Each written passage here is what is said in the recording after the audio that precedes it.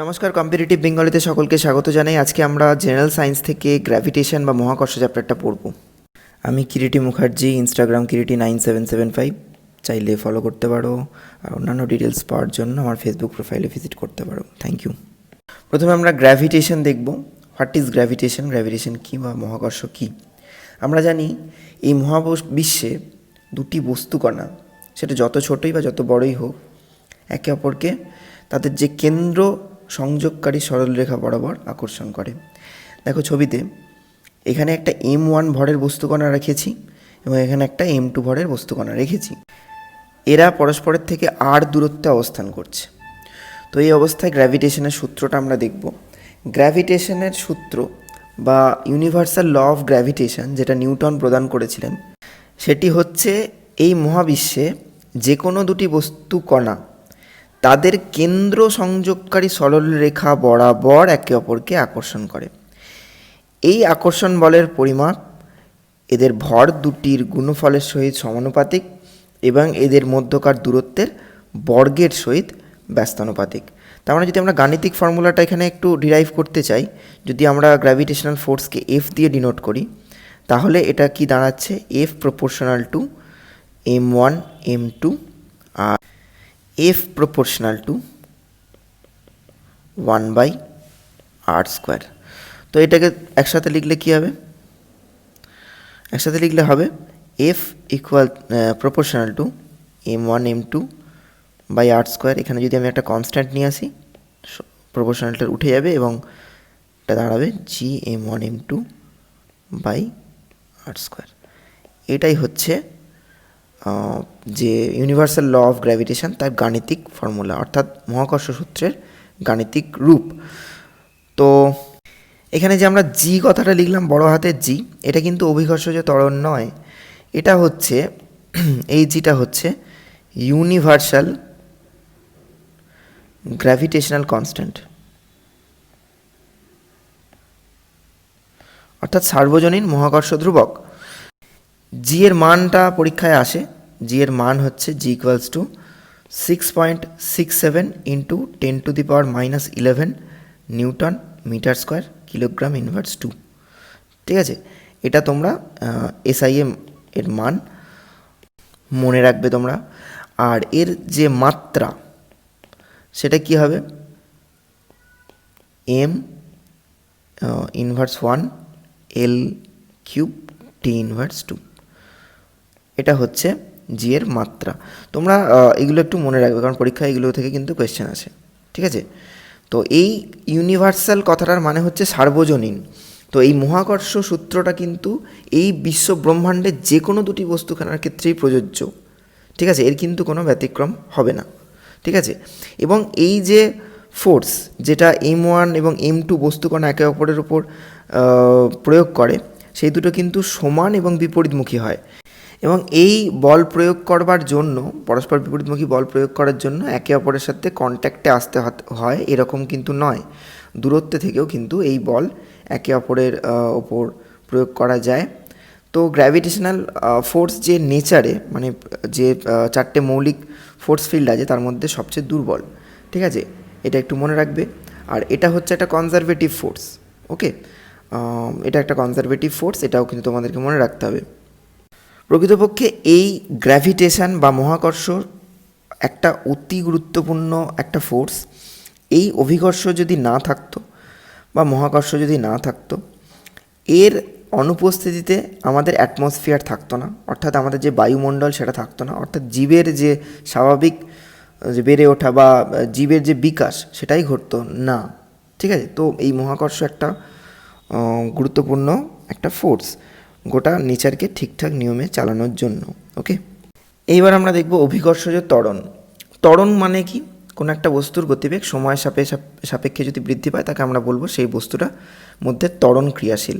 তো যাই হোক, প্রশ্ন হচ্ছে, যদি এরকম একটা বস্তু তোমরা দেখো ছবিতে, পৃথিবীর আর্থ সারফেস থেকে কিছুটা উচ্চতায় অবস্থান করে এবং এটা ফ্রিলি এইদিকে পড়তে থাকে, তীর দিয়ে দেখানো হয়েছে, তো তার মধ্যে একটা ত্বরণ কাজ করে বস্তুটার মধ্যে। এই ত্বরণটার কারণ কি? এই ত্বরণটার কারণ হচ্ছে পৃথিবী তাকে একটা নির্দিষ্ট যে আকর্ষণ বল, সেটার তার উপর প্রয়োগ করছে এবং তার ফলে এটা নিচের দিকে পড়ছে একটা সার্টেন ত্বরণ নিয়ে।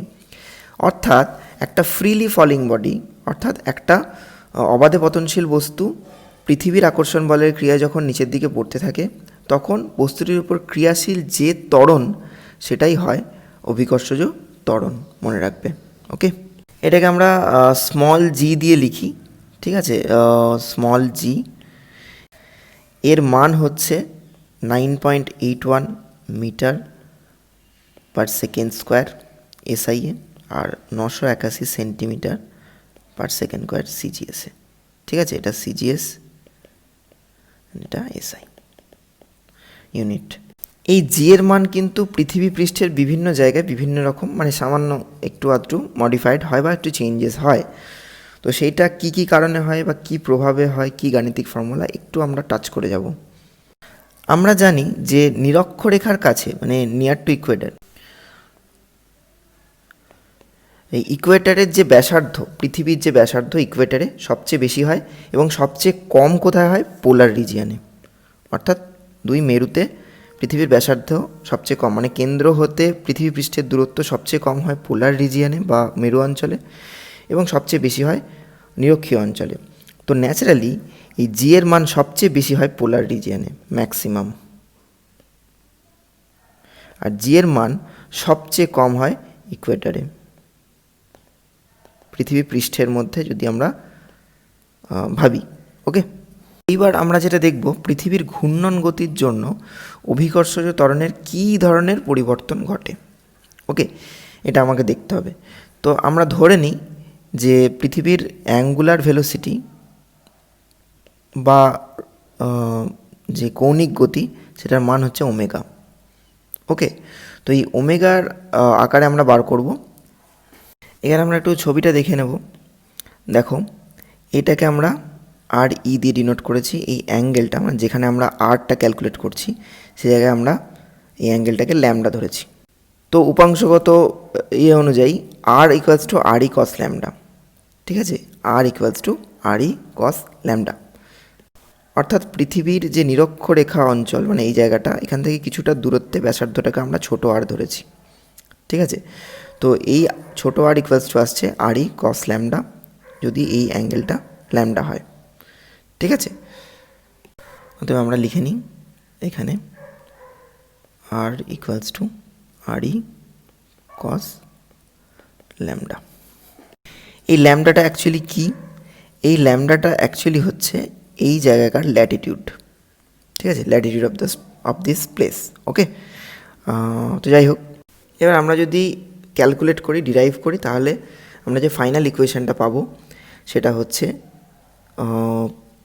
জি prime equals to G minus omega square R cos square lambda. আমি আর ডেরিভেশনে গেলাম না, কারণ ওটা অনেকটা বড় এবং ওইটা আমাদের অতটা ডিরেক্টলি প্রয়োজনও হবে না। ওকে, তো G prime equal to G minus omega square R cos square lambda, যেখানে জি প্রাইম হচ্ছে চেঞ্জড যে অভিকর্ষজ ত্বরণ, পরিবর্তিত অভিকর্ষজ ত্বরণ। কী কারণে পরিবর্তিত হয়েছে? দিস ওমেগার জন্য। এই ওমেগাটার জন্য কিন্তু এই জি প্রাইমটা জি এর থেকে কিছুটা কমে গেছে। যদি ওমেগা জিরো হতো তাহলে কিন্তু জি প্রাইম ইকুয়ালস টু জিরো হয়ে যেত, জি হয়ে যেত, অর্থাৎ অভিকর্ষজ ত্বরণের মান সর্বত্র সমান থাকতো। কিন্তু যেহেতু এই ওমেগার উপস্থিতি আছে, সেই জন্য তার কিছু একটা চেঞ্জেস হচ্ছে। এবার ধরে নাও যদি আমরা পোলার রিজিয়নে যাই, তাহলে ল্যামডা ইকুয়ালস টু কী দাঁড়াবে? ল্যামডা ইকুয়ালস টু দাঁড়াবে 90 ডিগ্রি। অর্থাৎ পোলার রিজিয়নে ল্যামডা ইকুয়ালস টু 90 ডিগ্রি। তাহলে কস ল্যামডার মান কত হবে? হবে 0। অর্থাৎ কি না, তখন কিন্তু জি প্রাইম ইকুয়ালস টু জি হয়ে যাবে। অর্থাৎ পোলে, অর্থাৎ আমরা একদম যদি পোলার রিজিয়নে কনসিডার করি, তো এই জায়গাটায়, ঠিক আছে, এই জায়গাটায় তোমরা লক্ষ্য করো, এখানে কস ল্যামডা ইকুয়ালস টু 0, অতএব জি প্রাইম ইকুয়ালস টু 0 জি। অর্থাৎ এখানে পৃথিবীর ঘূর্ণন গতির জন্য আমাদের যে অভিকর্ষজ ত্বরণের মানের কোনো পরিবর্তন ঘটে। এইবার তোমরা চলে এসো এই রিজিয়ানটার কথা কনসিডার করো, মানে ইকুয়েটার রিজিয়ানটা, অর্থাৎ নিরক্ষরেখার ওপর। তো সেখানে ল্যামডার মান কত? Lambda equals to 0 degree. তো cos 0 ডিগ্রি মান কত? 1। অতএব G prime equals to G minus omega square R, অর্থাৎ এখানে অভিকর্ষজ ত্বরণের মান সবচেয়ে কম হবে। ঠিক আছে, কারণ cos 0 ডিগ্রি মানে কসের এক মানটা হচ্ছে সবচেয়ে বেশি মান। তো তাই G prime equals to G minus omega square R at the equator. তো ইকুয়েটরে যেটা আমরা দেখতে পাই অভিকর্ষজ ত্বরণের মান সবচেয়ে কম, আর সবচেয়ে বেশি অভিকর্ষজ ত্বরণের মান হচ্ছে পোলার রিজিয়ানে, মনে রাখবে। এইবার আমরা যেটা পড়াশোনা করব সেটা হচ্ছে যে ডিস্টেন্স ফ্রম দ্য আর্থ, অর্থাৎ পৃথিবীর যে সেন্টার, কেন্দ্র থেকে যত দূরত্বে যায় সেক্ষেত্রে কি জি এর মানের কী রকমের ভ্যারিয়েশন হয় সেটা আমরা একটু দেখব। প্রথমে দেখো, একদম কনসিডার করো এই জায়গাটায়, এখানে আরই মানে ব্যাসার্ধটাকে আমরা প্লট করেছি, অর্থাৎ পৃথিবীর একদম কেন্দ্রে যখন আর ইকুয়ালস টু 0, ঠিক আছে, আর ইকুয়ালস টু 0, তো এই আর ইকুয়ালস টু 0 পজিশানে জি এর মানও কিন্তু 0, অর্থাৎ পৃথিবীর কেন্দ্রে অভিকর্ষজ ত্বরণের মান 0। এবার একটা লিনিয়ারলি বেড়ে গেছে, লিনিয়ার, ঠিক আছে, লিনিয়ার ইকুয়েশনে বেড়েছে এবং একদম আর্থ আর ই মানে আর্থ সারফেস, ঠিক আছে, আর্থ সারফেসে কিন্তু জি এর মান সবচেয়ে বেশি। তারপরে আর্থ সারফেস থেকে যত আমরা উপরে উঠব, পৃথিবী পৃষ্ঠ থেকে যত উপরে উঠব তত কিন্তু এটা লিনিয়ারলি নয়, আরও র্যাপিডলি ফল করেছে, ঠিক আছে। অর্থাৎ পৃথিবী পৃষ্ঠে জি এর মান সবচেয়ে বেশি, পৃথিবীর কেন্দ্রে জি এর মান সর্বনিম্ন, পৃথিবী পৃষ্ঠ থেকে যত উপরে উঠে যাওয়া যায় তত জি এর মান কমতে থাকে এবং অসীমে জি এর মান ফের 0 হয়ে যায়। ওকে, এই ইনফরমেশানটা কিন্তু এই গ্রাফ থেকে আমরা দেখে বুঝতে পারছি। এবার আমরা দেখে নেব গাণিতিক ফর্মুলা দিয়ে কিভাবে এই মানে পৃথিবী পৃষ্ঠ থেকে ওপরে ওঠার ফলে যে জি এর পরিবর্তন এবং নিচে নামার ফলে যে জি এর পরিবর্তন সেটাকে বোঝানো যায়। প্রথমে হচ্ছে ওপরে ওঠার ফলে, যদি আমি ধরে নিই একটা সার্টেন উচ্চতায় জি প্রাইমড হচ্ছে অভিকর্ষজ ত্বরণ, সেটা হবে জি into 1 minus 2h by R ই, যেখানে এইচ হচ্ছে যে উচ্চতায় বস্তুটাকে নিয়ে যাওয়া হয়েছে এবং আর ই হচ্ছে রেডিয়াস অফ দ্য আর্থ, ঠিক আছে। তো এবার যদি আমরা কেন্দ্রের দিকে অগ্রসর হতে থাকি, অর্থাৎ এই ডিরেকশানটায় যদি যাই মানে ব্যাকে আসি, তাহলে কি হবে, তখনও কিন্তু অভিকর্ষজ ত্বরণের মান ফল করতে থাকবে। সেটা কীভাবে ইকুয়েশনে হবে, G prime equals to G into 1 minus H by R E, ঠিক আছে, একই প্রায়, শুধু এখানে 2h ছিল আর এখানে শুধু h, ঠিক আছে। তোমরা এই দুটো ইকুয়েশন একটু মনে রাখার চেষ্টা করো। তো এই উচ্চতার সাথে জি এর মানের যে ভেরিয়েশন, এটাকে কাজে মানে এটা কী ধরনের সমস্যা বা তৈরি করে, যদি আমরা একটা পেন্ডুলাম ক্লক নিয়ে পাহাড়ে উঠি তাহলে কি হবে, জিটা তো আগের থেকে কমে যাবে, তাই তো। তো জিটা কমে যাওয়ার ফলে পেন্ডুলাম ক্লকের যে টাইম পিরিয়ডটা সেটা কিন্তু বেড়ে যাবে। তো টাইম পিরিয়ডটা বেড়ে গেলে যেটা হবে সেটা হচ্ছে সেই ঘড়িটা স্লো হয়ে যাবে। ওকে, এবার আমরা দেখব মাস অ্যান্ড ওয়েট। মাস মানে কি, একটা বস্তুর যে পরিমাণ পদার্থ থাকে সেটাই তার মাস, অর্থাৎ এটা হচ্ছে বস্তুটার ইনার্শিয়া, মেজার অফ ইনার্শিয়া। এটা স্বভাবত একটা স্কেলার কোয়ান্টিটি, স্কেলার রাশি, এবং একে আমরা কিলোগ্রাম এবং গ্রাম, এসআইএ কিলোগ্রাম, সিজিএসে গ্রাম দিয়ে মেজার করি। ওকে, অন্যদিকে ওয়েট কী জিনিস আছে, ওয়েট হচ্ছে কোনো একটা বস্তুকে পৃথিবী যে বল দ্বারা আকর্ষণ করে সেটা হচ্ছে বস্তুটার ওয়েট। এটাকে আমরা mg দিয়ে ডিনোট করি। এম যদি বস্তুটার যে মাস হয় এবং জি যদি অভিকর্ষজ ত্বরণ হয় তাহলে কোনো একটা বস্তুর ওয়েট ইকুয়ালস টু mg। তো এটা একটা আকর্ষণ বল, এই আকর্ষণ বলের একক হবে নিউটন, অর্থাৎ 1 kilogram mass equals to 9.8 newton, মনে রাখবে। এখন এই জি এর মানটা যেহেতু পরিবর্তনশীল, আমরা একটু আগেই দেখলাম এই জি এর মান পরিবর্তন হতে থাকে স্থান বিশেষে, কাল বিশেষে। তো এই জি এর মান পরিবর্তন হয় বলেই বস্তুর ওজন কিন্তু বিভিন্ন জায়গায় বিভিন্ন হতে পারে, কিন্তু কখনোই কোনো একটা বস্তুর মাস বা ভর এইভাবে ভ্যারি করে না। মাস বা ভর কিন্তু একটা ফিক্সড কোয়ান্টিটি, যেটা স্থান বিশেষে কিন্তু পরিবর্তিত হয় না, মনে রাখবে। যেহেতু পৃথিবীর কেন্দ্রে জি এর মান 0, সেহেতু পৃথিবীর কেন্দ্রে কিন্তু কোনো একটা বস্তুর ওজন শূন্য হয়ে যায়, মনে রাখবে। এইবার আমরা দেখে নেব ওয়েটলেসনেস বা ওজন শূন্যতা। ব্যাপারটা কি, কোনো একটা বস্তু যখন তার অ্যাকচুয়াল ওয়েট মানে যা অ্যাপারেন্ট ওয়েট সেটাকে যখন শূন্য মনে করে তখন তাকে বলা হয় ওয়েটলেসনেস। এইটা কখন কখন অ্যাচিভড হয়, যখন ফ্রিলি গ্র্যাভিটির আন্ডারে পড়তে থাকে। ঠিক আছে, তো কোনো একটা বস্তু যখন গ্র্যাভিটেশনাল পুলের আন্ডারে ফ্রিলি ফল করতে থাকে, অর্থাৎ একটা অবাধে পতনশীল বস্তু অভিকর্ষের ক্রিয়ায় তার নিজের ওজনকে কিন্তু শূন্য মনে করে। ঠিক আছে, অন্যদিকে স্পেসক্রাফট আর স্যাটেলাইট, এখানে যেহেতু পৃথিবীর আকর্ষণ বল কাজ করে না, সেখানেও কিন্তু একটা ওজন শূন্যতা অনুভূত হয়। সেন্টার অফ দ্য আর্থ একটু আগেই বললাম, পৃথিবীর একদম কেন্দ্রে বস্তুর ওজন শূন্য থাকে। ঠিক আছে, আর 4 নম্বর হচ্ছে একটা লিফটের যদি তার ছিঁড়ে যায় এবং সেটা যদি পৃথিবীর আকর্ষণের ক্রিয়ায় ফ্রিলি নিচের দিকে পড়তে থাকে, তখন সেই লিফটে থাকা কোনো একজন অবজারভার নিজেকে ওজন শূন্য বলে মনে করবে। ওকে, আমি এখানে একটা জিনিস বলে রাখি, যেহেতু পৃথিবীর থেকে চাঁদের ওজনটা কম, তার ফলে চাঁদের যে মহাকর্ষ বল, চাঁদের যে আকর্ষণ বল কোনো একটা বস্তুকে, সেই আকর্ষণ বলটা কিন্তু পৃথিবীর বলের থেকে কম। এর ফলে চাঁদের যে ত্বরণ মানে অভিকর্ষজ মহাকর্ষজ ত্বরণ, সেটাকে যদি আমরা জি প্রাইম ধরি, সেটা পৃথিবীর অভিকর্ষজ বলের তুলনায় 6/1 ঠিক আছে। অন্যদিকে সূর্যের ক্ষেত্রে এটাই হচ্ছে 27 গুণ। ঠিক আছে, অর্থাৎ সূর্যের অভিকর্ষজ ত্বরণ পৃথিবীর অভিকর্ষজ ত্বরণের তুলনায় 27 গুণ বেশি। চাঁদের অভিকর্ষজ ত্বরণ 6/1 পৃথিবীর অভিকর্ষজ ত্বরণের থেকে।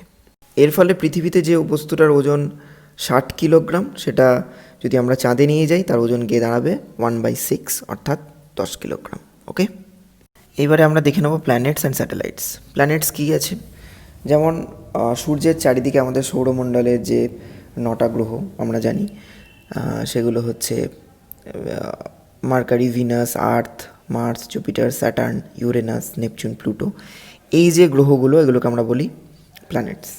ঠিক আছে, এগুলো সূর্যের সাপেক্ষে সূর্যকে কেন্দ্র করে আবর্তন করে, তো এগুলোকে আমরা প্ল্যানেটস বলি।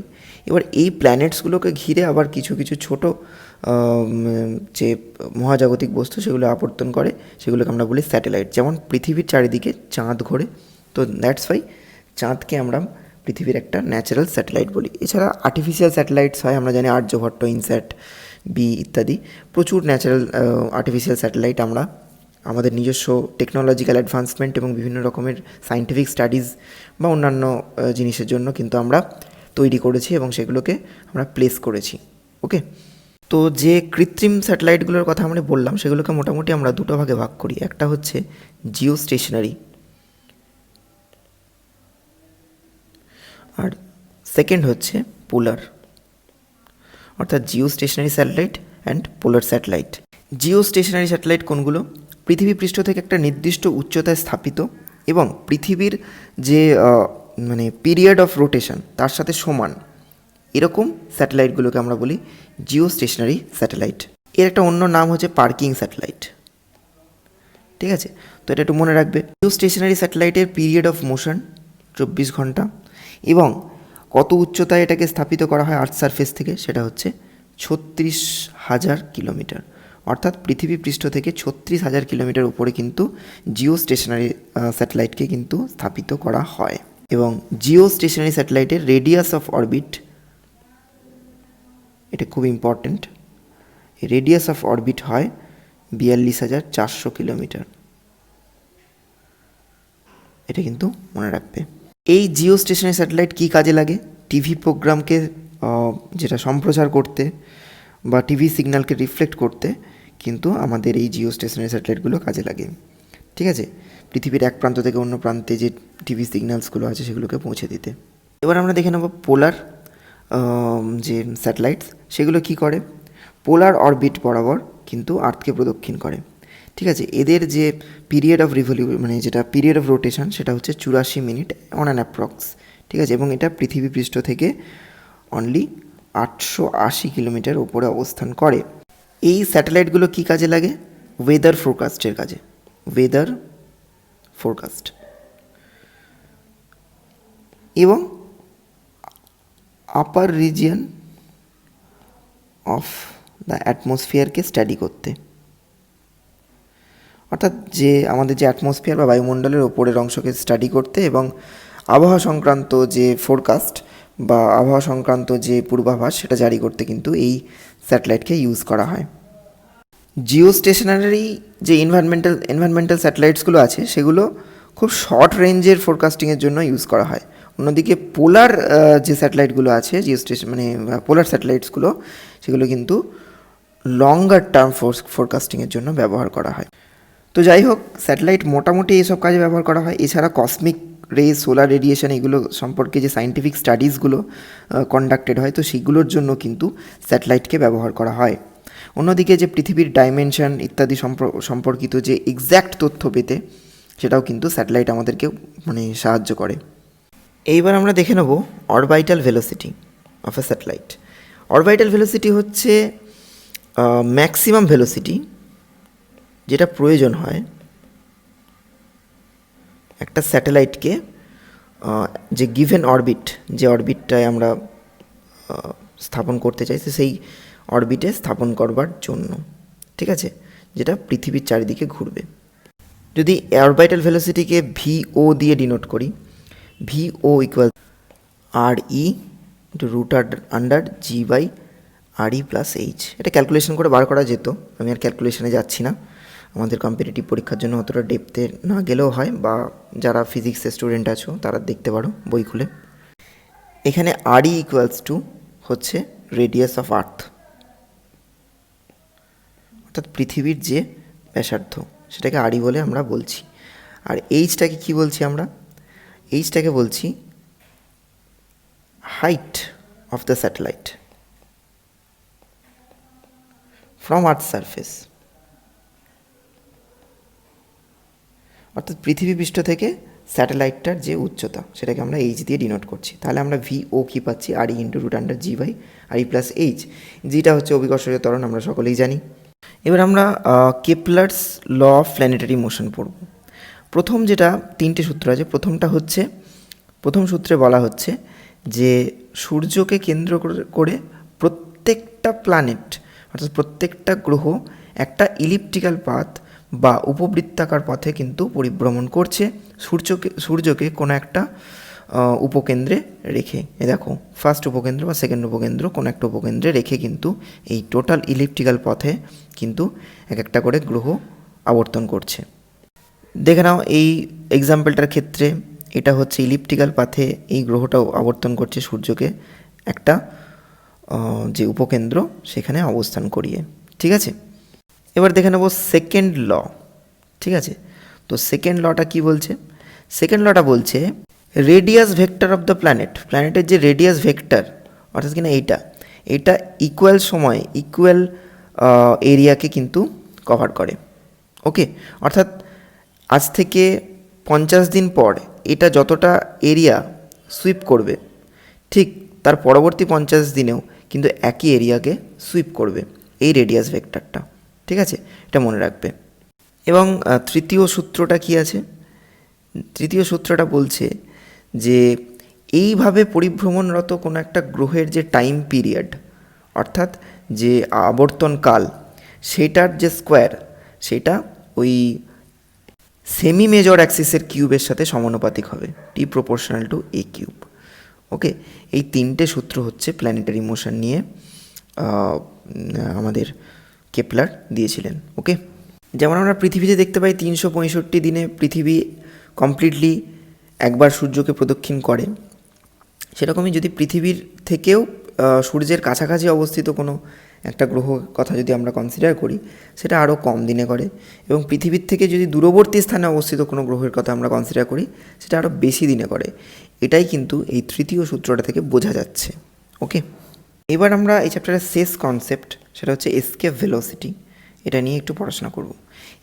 এসকেপ ভেলোসিটি বলতে বোঝায় মুক্তিবেগ, বাংলাতে বলা হয়, যে কোনো একটা বস্তুকে ভার্টিক্যালি আপওয়ার্ড যদি ছুঁড়তে হয়, যে গতিবেগ নিয়ে মিনিমাম ছুঁড়লে সেই বস্তুটি পৃথিবী পৃষ্ঠে বা যে কোনো অন্য প্ল্যানেট যদি আমরা কনসিডার করি, অন্য কোনো গ্রহ যদি কনসিডার করি, সেই গ্রহে আর ফেরত আসে না, সেটাকে আমরা বলবো ওই বস্তুটার ওই গ্রহের সাপেক্ষে মুক্তি বেগ।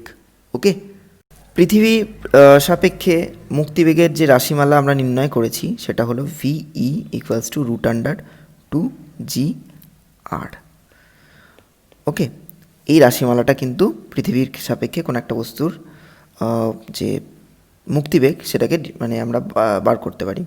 এখানে আর হলো যদি পৃথিবীর ক্ষেত্রে আমরা কনসিডার করি পৃথিবীর যে রেডিয়াস অফ আর্থ, অথবা যদি অন্য কোনো গ্রহের কথা ভাবি তাহলে রেডিয়াস অফ দ্য প্ল্যানেট। এবং জি আমরা জানি অ্যাক্সেলারেশন ডিউ টু গ্র্যাভিটি, এটাও অন্য গ্রহের ক্ষেত্রে কিন্তু চেঞ্জ হয়ে যাবে। তো পৃথিবীর ক্ষেত্রে যে VE অর্থাৎ এক্সকেপ ভেলোসিটিকে আমরা VE দিয়ে ডিনোট করেছি, তো সেই VEর মান হচ্ছে 11.2 কিলোমিটার পার সেকেন্ড। অর্থাৎ কোনো একটা বস্তুকে দ্যাট মাচ ভেলোসিটি নিয়ে যদি ছোঁড়া হয় তাহলে কিন্তু সেটা পৃথিবী পৃষ্ঠে আর ব্যাক করে আসবে না। মহাকর্ষ বা গ্র্যাভিটেশন সংক্রান্ত এই অধ্যায়টা এখানেই শেষ হচ্ছে। তো ভিডিওটা ভালো লাগলে ভিডিওটা লাইক করে দিও, চ্যানেলটা সাবস্ক্রাইব না করা থাকলে চ্যানেলটা সাবস্ক্রাইব করে দিও, আর যদি কোনো প্রশ্ন থাকে কমেন্ট করে জানিও। So thanks for watching and god bless you.